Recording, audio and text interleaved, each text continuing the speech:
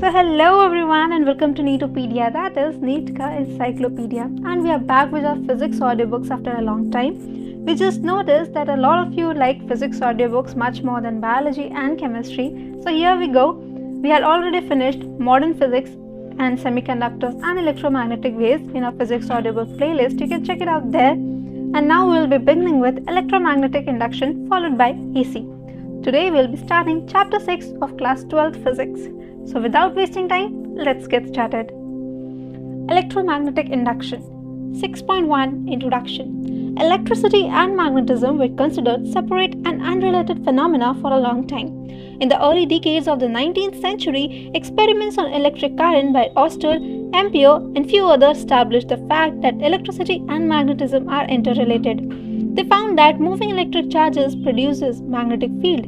For example, an electric current deflects the magnetic compass needle placed in its vicinity. This naturally raises the question like, is the converse effect possible? Can moving magnets produce electric currents? Does the nature permit such a relation between electricity and magnetism? The answer is resounding yes. The experiments of Michael Faraday in England and Joseph Henry in USA conducted around 1830 demonstrated conclusively that electric currents were enclosed in closed coils when subjected to changing magnetic fields. In this chapter, we will study the phenomena associated with changing magnetic fields and understand the underlying principles.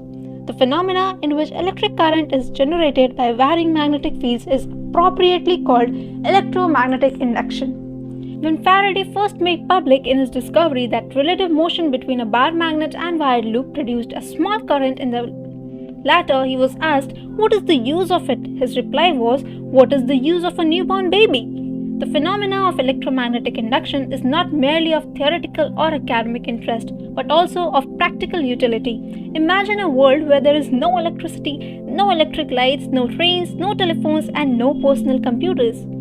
The pioneering experiments of Faraday and Henry have led directly to the development of modern-day generators and transformers. Today's civilization owes its progress to a great extent to the discovery of electromagnetic induction. 6.2 The experiments of Faraday and Henry.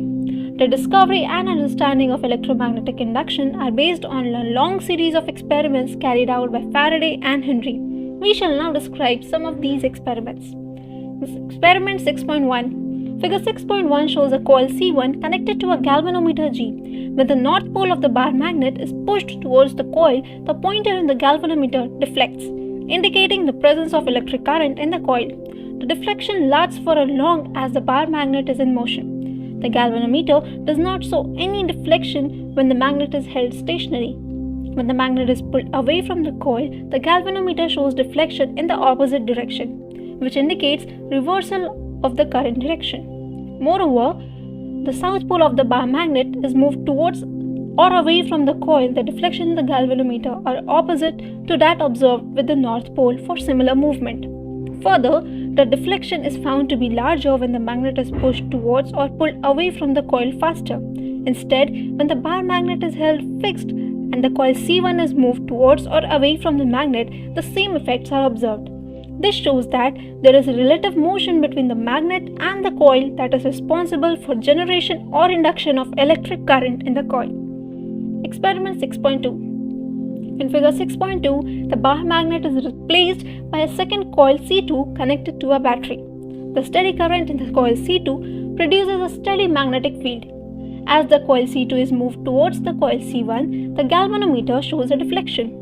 This indicates that electric field is induced in coil C1. When C2 is moved away, the galvanometer shows a deflection again, but this time it is in opposite direction. The deflection lasts as long as coil C2 is in motion. When the coil C2 is held fixed and C1 is moved, the same effects are observed. Again, it is a relative motion between the coil that induces the electric current. Experiment 6.3. The above two experiments involved relative motion between a magnet and a coil and between two coils respectively. Through another experiment, Faraday showed that this relative motion is not an absolute requirement. Figure 6.3 shows that two coils C1 and C2 held stationary. Coil C1 is connected to galvanometer G, while second coil C2 is connected battery through a tapping key T. It is observed that galvanometer shows a momentary deflection when the tapping key K is pressed. The pointer in the galvanometer returns to 0 immediately. If the key is held pressed continuously, there is no deflection in the galvanometer. When the key is released, the momentary deflection is observed again, but in opposite direction. It is also observed that deflection increases dramatically when an iron rod is inserted into the coils, moving their axis. 6.3 Magnetic flux. Faraday's great insight lay in discovering a simple mathematical relation to explain the series of experiments he carried out on electromagnetic induction. However, before we state and appreciate his laws, we must get familiar with the notion of magnetic flux. 5b. Magnetic flux is defined in the same way as electric flux is defined in Chapter 1. Magnetic flux through a plane of an area A placed in uniform magnetic field B can be written as phi B is equal to B dot A, which is equal to BA cos theta, where theta is the angle between B and A. The notion of the area as a vector has been discussed earlier in Chapter 1. Equation can be extended to curved surfaces and non-uniform fields. If the magnetic field has different magnitude and directions at various parts of the surface, as shown in figure 6.5, the magnetic flux through the different surface is given by phi is equal to B1.D1A plus B2.D2A and so on. That is the summation of B initial dot dA initial, where all stands for summation over all the area elements dA1 comprising of the surface Pi, the magnetic field, and the area element dA1. SI unit of magnetic flux is Weber or Tesla meter square. Magnetic flux is a scalar quantity. 6.4 Faraday's laws of induction. From the experimental observations, Faraday arrived at the conclusion that EMF is induced in a coil when magnetic flux through the coil changes with time. Experimental observations discussed in section 6.2 can be explained using this concept. The motion of a magnet towards or away from coil C1 in the experiment 6.1 and moving a current coil C2 towards or away from the coil C1 in experiment 6.2 changed the magnetic flux associated with coil C1. The change in magnetic flux induces EMF in the coil C1. It was this induced EMF which caused electric current to flow in coil C1 and through the galvanometer. A possible explanation for the observations of experiment 6.3 is as follows. When the tapping key K is pressed, the current in the coil C2 resulting from the magnetic field arises from 0 to a maximum value in a short time. Consequently, the magnetic flux through the neighboring coil C1 also increases. It is the change in the magnetic flux through coil C1 that produces an induced EMF in coil C1. When the key is held pressed, the current in coil C2 is constant. Therefore, there is no change in magnetic flux through coil C1 and the current in coil C1 drops to 0. When the key is released, the current in C2 and the resulting magnetic field decreases from the maximum value to 0 in a short time. This results in a decrease in magnetic flux through coil C1 and hence again induces an electric current in coil C1. The common point in all these observations is that the time rate of change of magnetic flux through a circuit induces EMF in it. Faraday stated experimental observations in the form of a law called Faraday's law of electromagnetic induction. This law is stated below. The magnitude of induced EMF in a circuit is equal to the time rate of change of magnetic flux through the circuit. Mathematically, the induced EMF is given as epsilon is equal to d phi b upon dt negative. The negative sign indicates that the direction of E, hence the direction of current in a closed loop. This will be discussed in detail in the next section. In the case of closely wound loop of n turns, the change of flux associated with each turn is the same. Therefore, the experiment of total induced EMF is given by E is equal to minus n d phi b upon dt. The induced EMF can be increased by increasing the number of turns n of a closed coil. From the equations, we see that flux can be varied by changing one or more of the terms B, A, and theta. In experiment 6.1 and 6.2, in the section 6.2, the flux is changed by varying beat.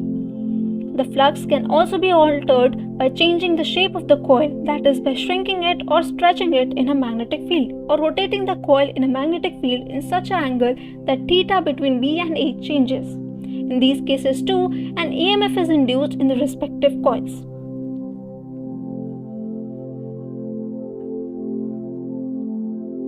Example 6.1. Consider experiment 6.2. A. What would you obtain the large deflection of the galvanometer? B. How would you demonstrate the presence of an induced current in the absence of galvanometer? Solution. A. To obtain a large diffraction, one or more of the following steps can be taken. Number 1. Use a rod made of soft iron inside the coil C2. Number 2. Connect the coil to a powerful battery. And number 3. Move the arrangement rapidly towards the test coil C1. B. Replace the galvanometer by a small bulb, the kind one finds in a small torchlight. The relative motion between the two coils will cause the bulb to glow, and thus demonstrate the presence of an induced current. In experimental physics, one must learn to innovate. Michael Faraday, who is ranked as one of the best experimentalists ever, was legendary for his innovative skills. Now I am skipping example 6.2 for you to solve it later, or you may pause the video and solve it right now. Same goes with example 6.3.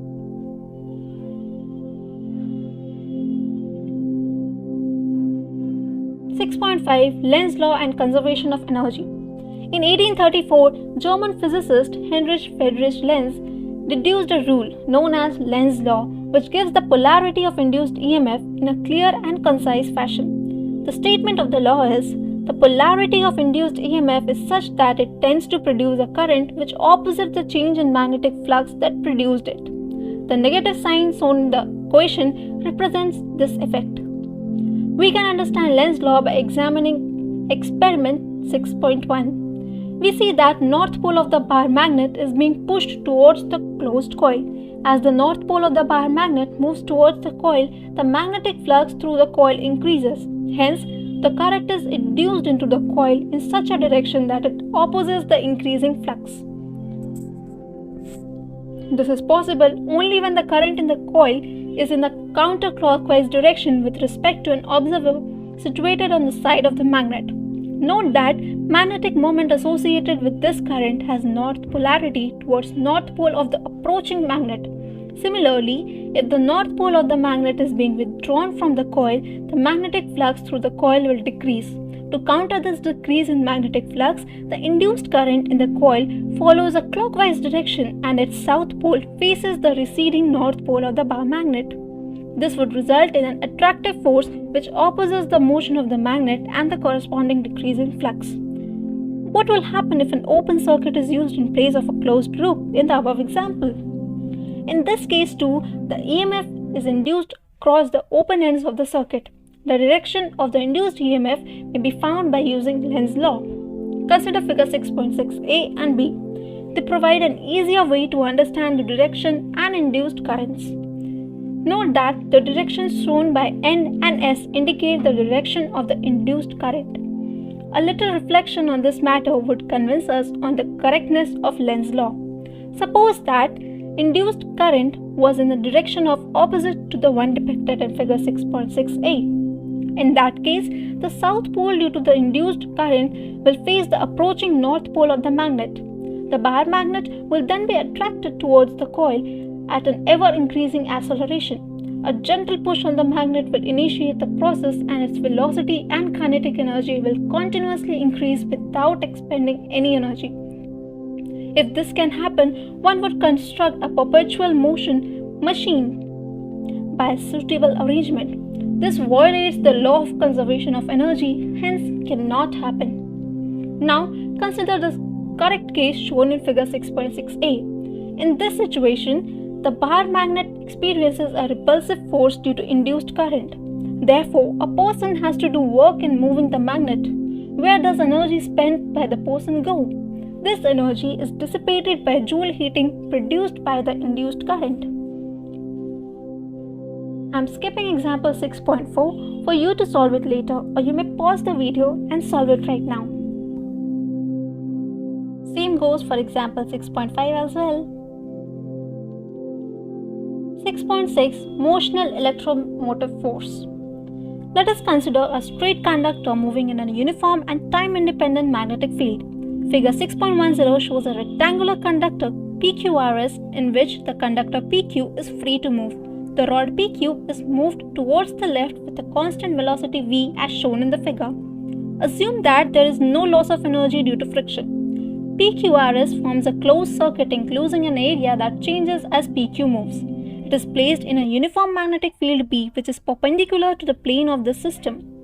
The length RQ is equal to x and RS is equal to L. The magnetic flux phi B enclosed by the loop PQRS will be phi B is equal to BLX. Since x is the changing in time, the rate of change of flux phi B will induce an EMF given by E is equal to minus d phi B upon dt, which is equal to dBLX upon dt, which is equal to minus PL dx by dt, which is equal to BLV, where we have used dx by dt is equal to minus v, which is the speed of the conductor PQ. If the induced EMF BLV is called motional EMF. Thus, we are able to produce induced EMF by moving a conductor instead of a varying magnetic field, that is, by changing the magnetic flux enclosed by the circuit. It is also possible to explain the motional EMF expression by invoking the Lorentz force acting on the free charge carriers of conductor PQ. Consider any arbitrary charge Q in the conductor PQ. When the rod moves with speed v, the charge will also be moving with the speed v in the magnetic field B. The Lorentz force on this charge is QVB in magnitude and its direction is towards Q. All charges experience the same force in magnitude and direction. Irrespective to the position of the rod PQ, the work done in moving the charge from P to Q is W is equal to QVBL. Since the EMF is the work done per unit charge, E is equal to W by Q, which is equal to BLV. This equation gives EMF induced across the rod PQ and it's identical to the equation 6.5. We stress that our presentation is not wholly rigorous, but it does help us to understand the basis of Faraday's law when the conductor is moving in a uniform and time-independent magnetic field. On the other hand, it is not obvious how an EMF is induced when the conductor is stationary and the magnetic field is changing, a fact which Faraday verified by numerous experiments. In the case of stationary conductor, the force on its charge is given by F is equal to Q E plus V cross B, which is equal to QE. Since V is equal to 0, thus any force on the charge must arise from the electric field term E alone. Therefore, to explain the existence of induced EMF or induced current, we must assume that a time-varying magnetic field generates an electric field. However, we hasten to add the electric field produced by static electric charges have properties different from those of produced by time-varying magnetic field. In Chapter 4, we learned that the charges in motion can exert force or torque on a stationary object. Conversely, a bar magnet in motion can exert a force for a stationary charge. This is the fundamental significance of Faraday's discovery. Electricity and magnetism are related. I'm skipping example 6.6 for you to solve it later, or you may pause the video and solve it right now.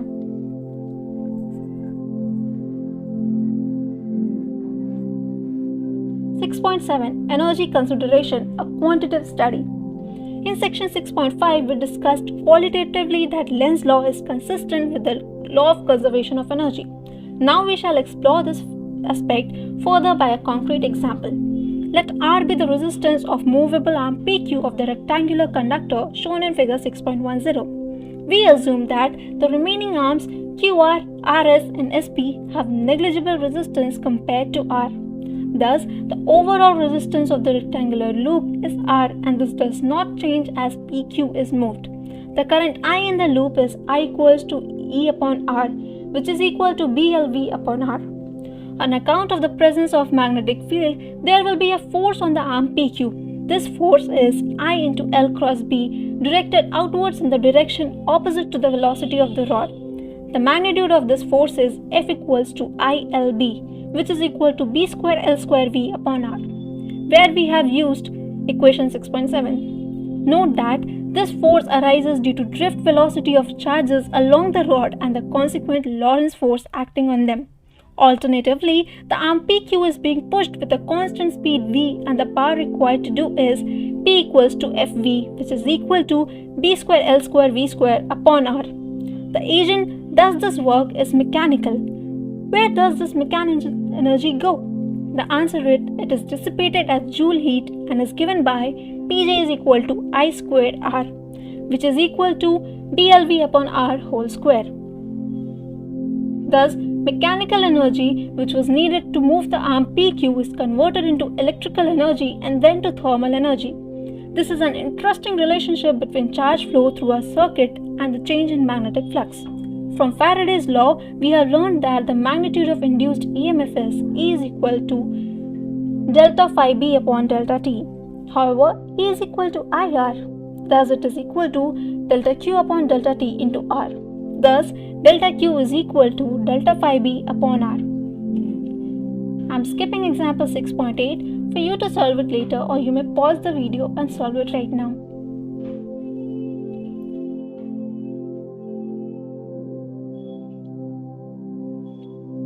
Eddy currents.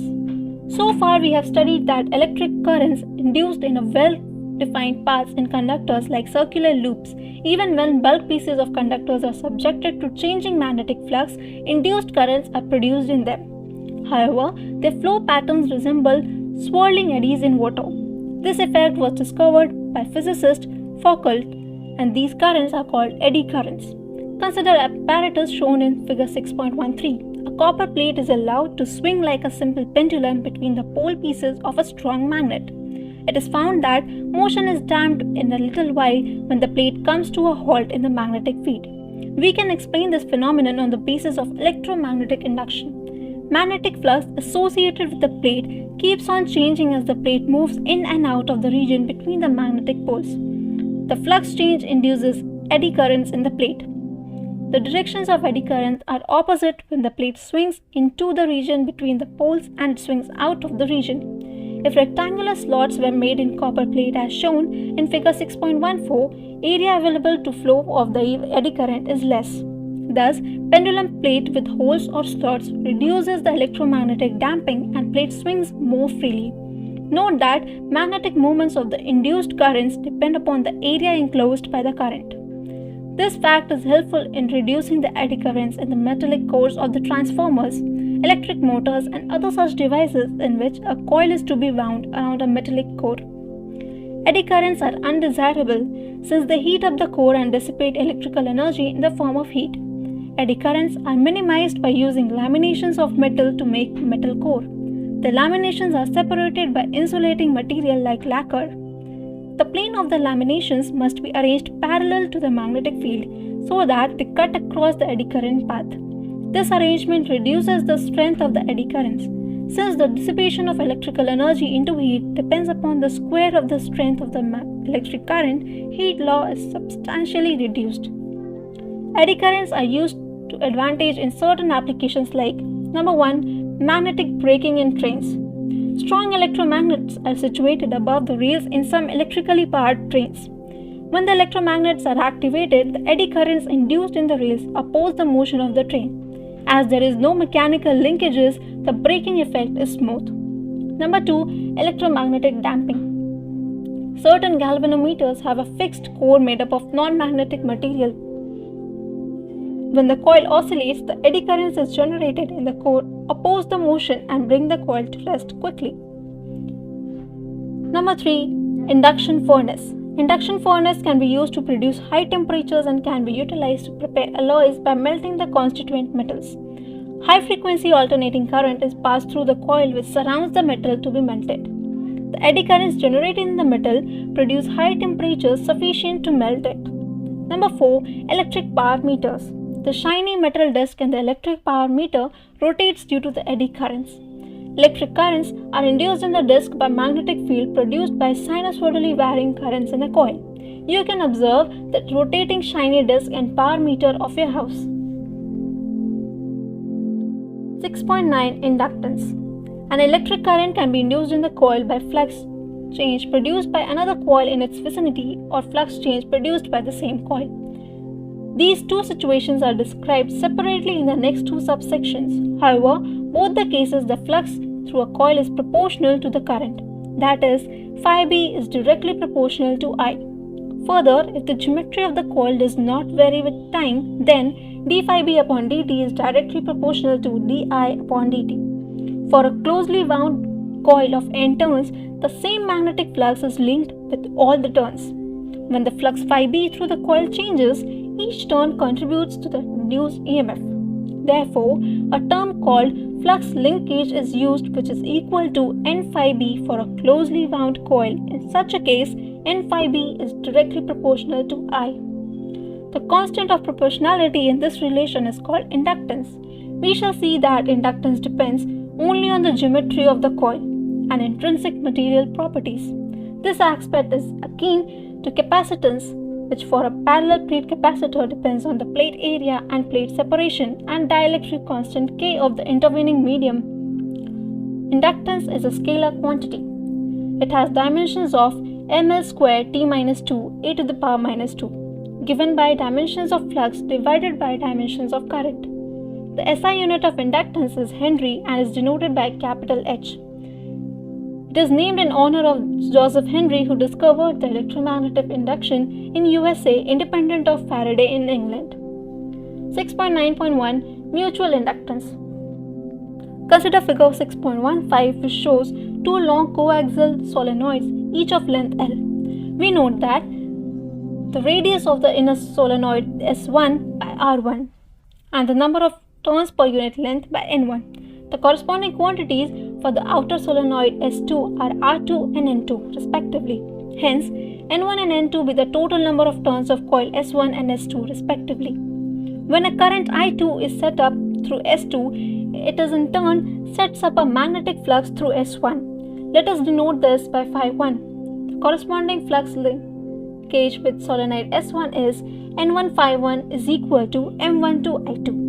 M12 is called mutual inductance of solenoid S1 with respect to solenoid S2. It is also referred to as coefficient of mutual induction. For these simple coaxial solenoids, it is possible to calculate M12. The magnetic field due to the current I2 in S2 is mu0 N2 I2. The resulting flux linkage with coil S1 is N1 phi1 is equal to mu0 N1 N2 pi R1 square L I2, where N1L is the total number of turns in solenoid L1. Note that we neglected the edge effects and consider the magnetic field mu0 N2 I2 to be uniform throughout the length and width of the solenoid S2. It is a good approximation, keeping in mind that solenoid is long, implying that L is very much greater than R2. Now we consider the reverse case. A current I1 is passed through solenoid S1 and the flux linkage with coil S2 is N2 phi2 is equal to M21 I1. M21 is the mutual inductance of solenoid S2 with respect to solenoid S1. The flux due to the current I1 in S1 can be assumed to be confined slowly inside S1. Since the solenoids are very long, thus flux linkage with solenoid S2 is N2 phi2 is equal to mu0 N1 N2 pi R1 square L. Thus we get that M12 is equal to M21, say M. We have demonstrated this equality for long two coaxial solenoids. However, the relation is far more general. Note that if the inner solenoid was much more shorter than the outer solenoid, then we could have still calculated the flux linkage N1 phi1 because the inner solenoid is effectively immersed in the uniform magnetic field due to the outer solenoid. In this case, the calculation of 1 and 2 would be easy. However, it will be extremely difficult to calculate the flux linkage with the outer solenoid, as the magnetic field due to the inner solenoid would vary across the length as well as across the cross-section of the outer solenoid. Therefore, calculation of M21 would also be extremely difficult in this case. The equality M12 is equal to M21 is very useful in such situations. We explained the above example with air as the medium. within solenoid instead of a medium of relative permeability mu r had been present. The mutual inductance would be M is equal to mu r mu naught N1 N2 pi R1 square L. It is also important to know that mutual inductance of a pair of coils or solenoid etc. depends upon their separation as well as their relative orientation. I am skipping example 6.9 for you to solve it later, or you may pause the video and solve it right now. Now let us recollect experiment 6.3 in section 6.2. In that experiment, EMF is induced in coil C1 wherever there was any change in current through the coil C2. Let Phi1 be the flux through coil C1, say of N1 turns, and when current is coil C2 is I2. Then N1 Phi1 is equal to Mi2 for current varying with time. Hence, induced EMF in the coil C1 is given by E1 is equal to minus M di2 upon dt. It shows that varying current in a coil can induce EMF in a neighboring coil. The magnitude of induced EMF depends upon the rate of change of current and mutual inductance of the two coils. 6.9.2 Self-inductance. In the previous subsection, we considered the flux in one solenoid due to the current in the other. It is also possible that EMF is induced in a single isolated coil due to change in flux through the coil by means of varying current through the same coil. This phenomenon is called self-induction. In this case, flux linkage through a coil of N turns is proportional to the current through the coil and is expressed as N phi B is directly proportional to I. That is, N phi B is equal to Li, where the constant of proportionality L is called self-inductance of the coil. This is also called the coefficient of self-induction in the coil. When the current is varied, flux linked with the coil also changes and an EMF is induced in the coil. Induced EMF is given by E is equal to minus L di upon dt. Thus, self-induced EMF always opposes any change, increase or decrease of the current in the coil. It is possible to calculate the self-inductance for circuits with simple geometries. Let us calculate the self-inductance of a long solenoid of cross-sectional area A and length L having N turns per unit length. The magnetic field due to current I flowing in the solenoid is B is equal to mu naught Ni. The total flux linked to the solenoid is N phi B is equal to NL mu naught Ni into A, which is equal to mu naught N square ALI, where NL is the total number of turns. Thus, self-inductance is L is equal to N phi B upon I, which is equal to mu naught N square AL. If we fill inside the solenoid with a material of relative permeability mu R, then L is equal to mu R mu naught N square AL. The self-inductance of the coil depends on its geometry and the permeability of the medium. The self-induced EMF is also called the back EMF as it opposes any change in the current in the coil. Physically, self-inductance plays a role of inertia. It is the electromagnetic analog of mass in mechanics. So, work needs to be done against the back EMF E in establishing the current. This work done is stored as magnetic potential energy for the current I at an instant in a circuit. The rate of work done is dW upon dt is equal to EI. If we ignore the resistive losses and consider only inductive effect, then dW upon dt is equal to LdI upon dt. The total amount of work done in establishing the current I is W is equal to integration of dW. Thus, the energy required to build up the electric current I is W is equal to half Li square. This expression reminds us of mv square upon 2 for the mechanical kinetic energy of a particle of mass m and shows that L is analogous to m. That is, L is electrical inertia and opposes the growth and decay of current in a circuit. Consider the general case of currents flowing simultaneously in two nearby coils. The flux linked with one coil will be the sum of two fluxes which exist independently, where M11 represents the inductance due to the same coil. Therefore, using Faraday's law, M11 is the self-inductance written as L1. Therefore, E1 is equal to minus L1 di1 upon dt minus M12 di2 upon dt. I'm skipping example 6.10 for you to solve it later, or you may pause the video and solve it right now. 6.10 AC generator. The phenomenon of electromagnetic induction has been technologically exploited in many ways. An exceptionally important application is generation of alternating current AC. The modern AC generator with the typical output capacity of 100 MW is a highly evolved machine. In this section, we shall describe the basic principle behind this machine. The Yugoslav inventor Nikola Tesla is credited with the development of this machine. As was pointed out in section 6.3, one method to induce an EMF of a current in a loop through a change in the loop's orientation or change in its effective area.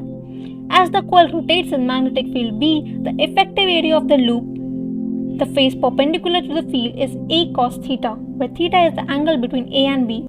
This method of producing a flux changes in the principle of operation of simple AC generator.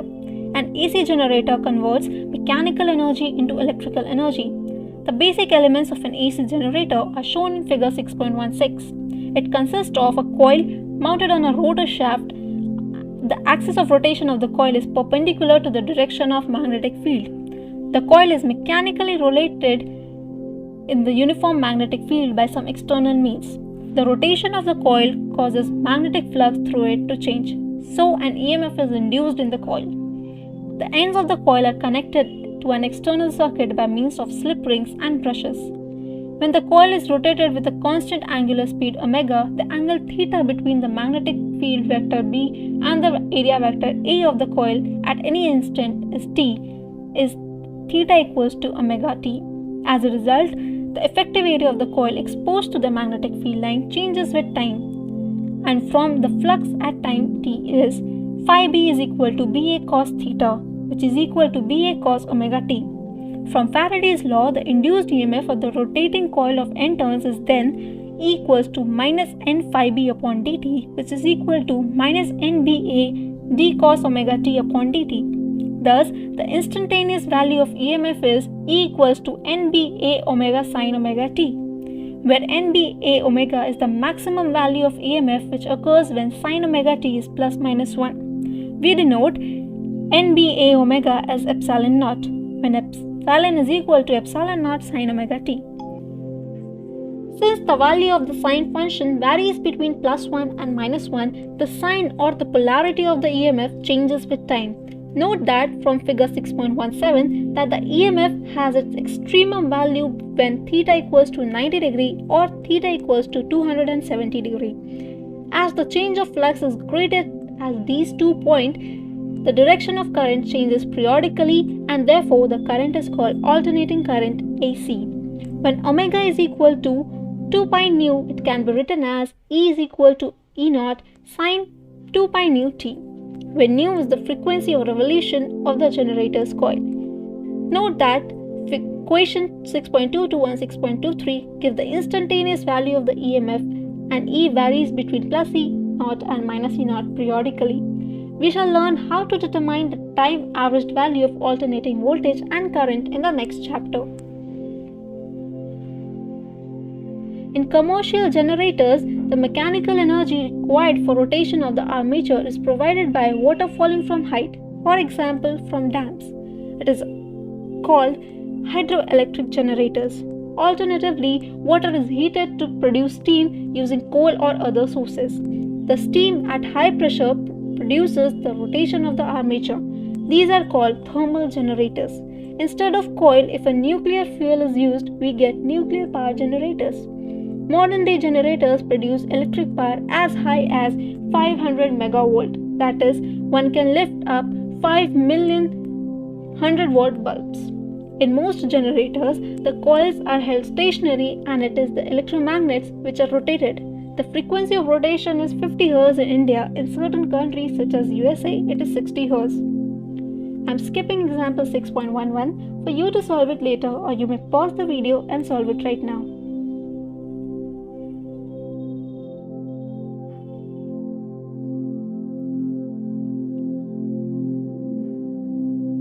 Summary. Number 1. The magnetic flux through a surface of area A placed in uniform magnetic field B is defined as phi equals to B dot A, that is equal to BA cos theta, where theta is the angle between B and A. Number 2, Faraday's laws of induction imply that EMF induced in a coil of n turns is directly related to the rate of change of flux through it, that is, epsilon is equal to minus n phi B upon dt, where phi B is the flux linked with the coil of the circuit is closed. The current I equals to epsilon upon R is set up, where R is the resistance of the circuit. Number 3, Lenz law states that the polarity of the induced EMF is such that it tends to produce a current which opposite the change in magnetic flux that produces it. The negative sign is the expression for Faraday's law that indicates this fact. Number 4, when a metal rod of length L is placed normal to the uniform magnetic field B and moved with a velocity v perpendicular to the field, the induced EMF, also called motional EMF across its end, is equals to BLV. Number 5, changing magnetic field can set up current loops in nearby metal bodies. They dissipate electrical energy as heat. Such currents are eddy currents. Number 6, inductance is the ratio of flux linkage to current. It is equal to n phi upon I. 7, a changing current in coil 2 can induce an EMF in nearby coil 1. This relation is given by E1 equals to minus M12 di2 upon dt. The quantity M12 is called mutual inductance of coil 1 with respect to coil 2. One can similarly define M21. There exists a general equality M12 equals to M21. Number 8, when a current in a coil changes, it induces a back EMF in the same coil. The self-induced EMF is given by E equals to minus L di upon dt. L is the self-inductance of the coil. It is a measure of the inertia of the coil against the change of current through it. Number 9, the self-inductance of a long solenoid, the core of which consists of a magnetic material of relative permeability μr, is given by L mu r mu naught n squared Al, where A is the area of cross-section of the solenoid, L is its length, and n the number of turns per unit length. Number 10, in an AC generator, mechanical energy is converted into electrical energy by virtue of electromagnetic induction. If coil of n turn and area A is rotated at new revolutions per second in a uniform magnetic field B, then the motional EMF is produced as E equals to NBA 2 pi nu sine 2 pi nu Vt, where we assume that time t equals to 0 seconds, coil is perpendicular to the field. Points to ponder. Number 1, electricity and magnetism are intimately related. In the early part of the 19th century, experiment by Oersted, Ampere and others established that moving charges produce magnetic field. Somewhat later, in 1830, the experiments of Faraday and Henry demonstrated that a moving magnet can induce electric current. Number 2, in a closed circuit, electric currents are induced so as to oppose the changing magnetic flux. It is as per the law of conservation of energy. However, in case of an open circuit, an EMF is increased across its ends. How is it related to the flux change? Number 3, the motional EMF discussed in section 6.5 can be argued independently from Faraday's law using the Lorentz force and moving charges. However, even if the charges are stationary and the Q dot V cross B term of the Lorentz force is not operative, an EMF is nevertheless induced in the presence of a time-varying magnetic field. Thus, moving charges in the static field and static charges in a time-varying field seem to be symmetric situation for Faraday's law. This gives a tantalizing hint on the relevance of the principle of relativity for Faraday's law. Number 4, the motion of copper plate damped when it is allowed to oscillate between the magnetic pole pieces. How is damping force produced by the eddy currents? So this finishes the chapter. Please note that you should be solving each and every question, be it from the examples or the exercises of the physics NCERT, as it is very important from your examination point of view. So that's it for today. Till then, subscribe to the channel and see